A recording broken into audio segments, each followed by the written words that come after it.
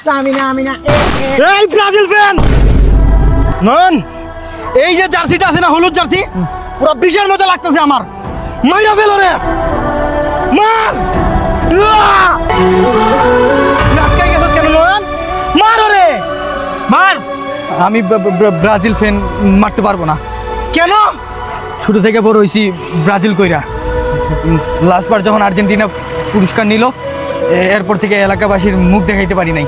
Family, এলাকাবাসী জোর করে আমাকে আর্জেন্টিনার সাপোর্টার বানাই ফেলাইছে। তুই মারতে পারবি না সুমন, এই কাজ তোর করতে হবে। মার রে। কি হলো, মার। ভাই আমি মারতে পারবো না। কেন?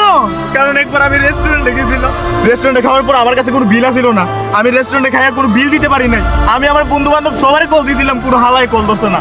তারপরে একজন আসছিল যে আমার হেল্প করছে। কে? একজন। একজনকে? তোর বাপ? না বাপ না, নেইমার। এই কারণে আমি ওরে মারতে পারবো না। আমিও ব্রাজিল ফ্যান। তুই দে, তোরা কেউ মার লাগবো না, আমি মাইরালে মরে।